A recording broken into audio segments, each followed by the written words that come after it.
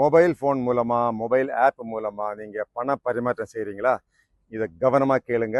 உங்களுக்கு ஒரு மெசேஜ் வரும், இந்த மாதிரி 1000 ரூபாய் உங்கள் அக்கௌண்ட்டுக்கு வந்திருக்குது அப்படின்னோடனே இது யார் அனுப்பிச்சிருப்பாங்க, நமக்கு எவ்வளோ தான் பேலன்ஸ் இருக்குது அப்படின்னு சொல்லி நீங்கள் உள்ளே போய் அங்கே பார்க்கும்போது நீங்கள் உங்களுடைய பின் நம்பர் இல்லாட்டி அந்த பாஸ்வேர்டு போட்ட உடனேயே உங்கள் பேங்க் அக்கௌண்ட்லேருந்து ஒரு பெரிய தொகை இந்த திருடனுடைய பேங்க் அக்கௌண்ட்டுக்கு போயிடும்.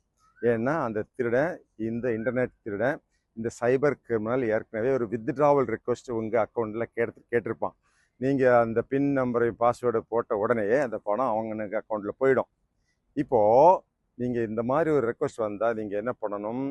நீங்கள் ஒரு அரை மணி நேரம் 1 மணி நேரம் எந்த பதிலும் கொடுக்கக்கூடாது, பார்க்கக்கூடாது, உங்கள் அக்கௌண்ட்டை போய் செக் பண்ணக்கூடாது.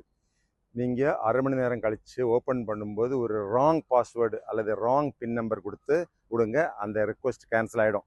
அதுக்கு பிறகு நீங்கள் உங்கள் பேலன்ஸை பார்க்கலாம்.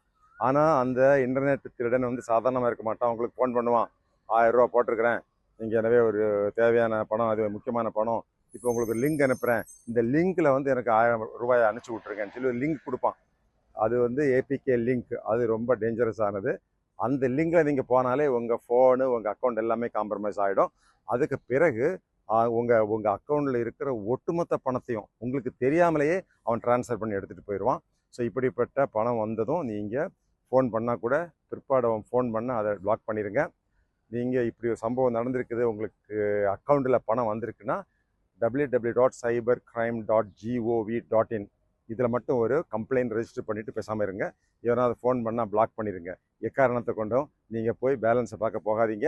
அவங்க அனுப்பிச்சி கொடுத்த அந்த லிங்க்கில் போய் நீங்கள் பணம் வந்திருக்கா இல்லையான்னு பார்க்க போகாதீங்க. மொத்தமாக ஏமாந்துடுவீங்க.